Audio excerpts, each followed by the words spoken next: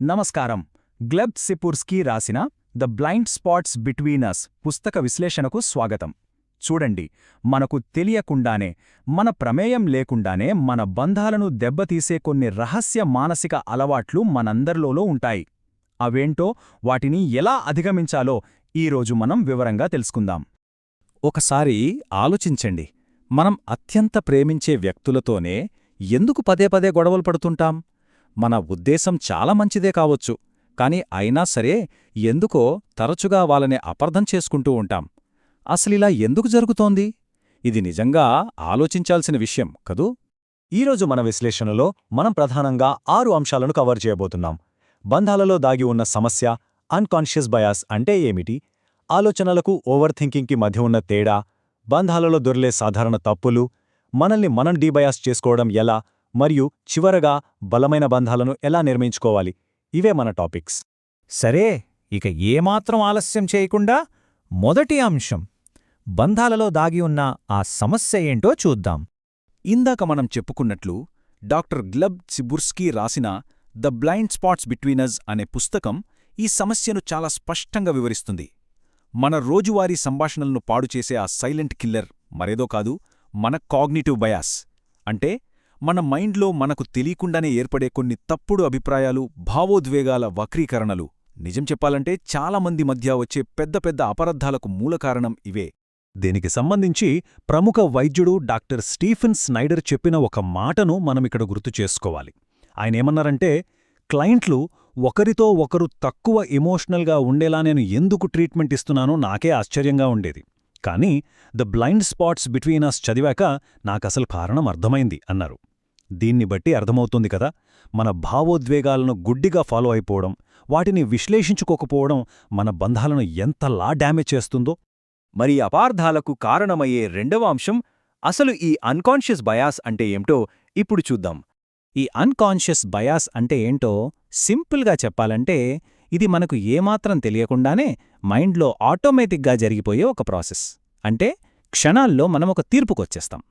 మనలో దాగి ఉన్న అహేతుకమైన ఊహలు ఒక పరిస్థితిలోని అసలు వాస్తవాన్ని మనం చూడకుండా మన కళ్లకు అక్షరాల గంతలు కట్టేస్తాయి. అయితే ఇక్కడ మనం గుర్తుంచుకోవాల్సిన అతి ముఖ్యమైన పాయింట్ ఒకటుంది. ఈ బయాస్ అనేది మన క్యారెక్టర్లో ఉన్న లోపం అస్సలు కాదు. ఇది కేవలం మన మెదడు అలవాటు చేసుకున్న ఒక విధానం మాత్రమే. ప్రతి ఒక్కరిలోనూ ఇది ఉంటుంది.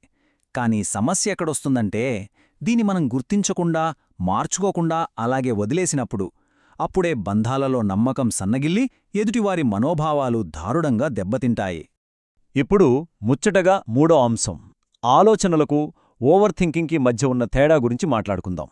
ఇక్కడే మనలోని అంతర్గత శబ్దం మన బయాసులను ఎలా పెంచుతుందో మనకు అర్థమవుతుంది. సహజమైన ఆలోచనలకి ఓవర్ థింకింగ్కి మధ్య చాలా పెద్ద వ్యత్యాసముంది. సహజమైన ఆలోచనలు అంటే ఎలాంటి కష్టం లేకుండా ఒక నీటి ప్రవాహంలా వచ్చేవి. కాని ఓవర్ థింకింగ్ అలా కాదు కదా.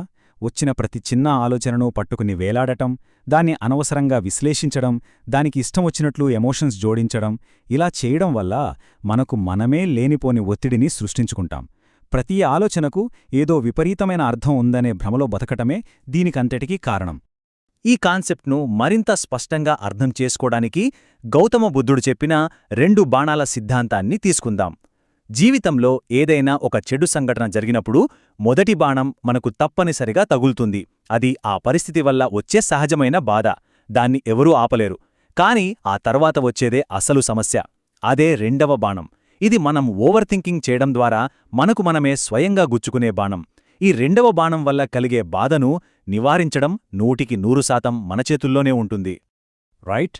ఇక 4వ అంశం, బంధాలలో మనం తరచుగా చేసే సాధారణ తప్పులు ఏమిటో ఇప్పుడు విశ్లేషిద్దాం. మన బ్లైండ్ స్పాట్స్ మరియు ఓవర్ థింకింగ్ వల్ల మన నిజ జీవితంలో, ముఖ్యంగా జంటలు లేదా స్నేహితుల మధ్య ప్రధానంలో 3 పెద్ద తప్పులు జరుగుతుంటాయి. మొదటిది, మనసులోని భావాలను స్పష్టంగా చెప్పకుండా దాచుకోవడం.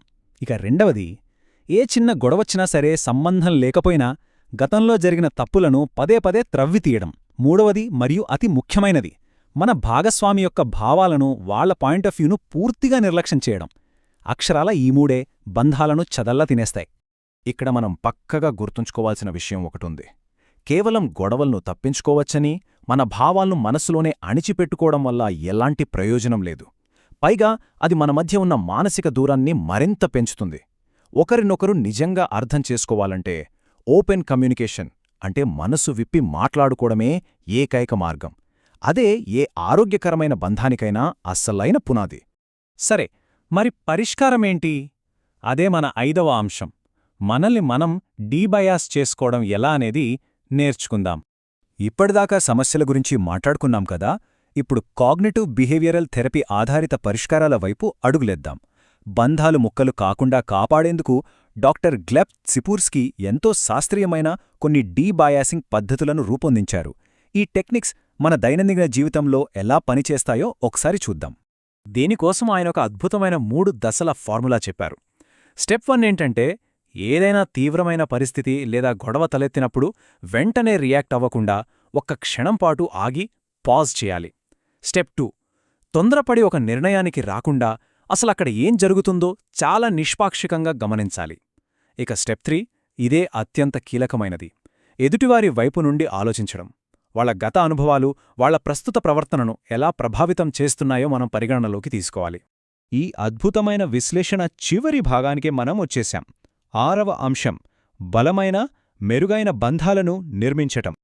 ఈ స్కిల్స్ ఉపయోగించి మన బంధాలను ఎలా బలోపేతం చేసుకోవచ్చంటే, ముందుగా పాత తప్పులను పదే పదే ప్రస్తావించడం మానేయాలి. గతాన్ని గతంలోనే వదిలేయాలి. మన మైండ్లో ఉన్న పక్షపాతాలను పక్కన పెట్టి ఒకరి పట్ల ఒకరు నిజమైన ఎంపతి అంటే సహానుభూతిని చూపించాలి. గౌరవపూర్వకంగా కమ్యూనికేట్ చేయడం మొదలుపెడితే చాలు, ఎలాంటి పరిస్థితులైనా తట్టుకుని నిలబడే దృఢమైన బంధాలను మనం సులభంగా నిర్మించుకోవచ్చు. చివరగా ఒక లోతైన ప్రశ్నతో ఈ విశ్లేషణను ముగిద్దాం. బంధంలో ఉన్నప్పుడు ఎవరికైనా సరే మరోసారి కోపం లేదా బాధ కలిగినప్పుడు ఒక్కసారి ఆగి మనల్ని మనం ప్రశ్నించుకోవాలి.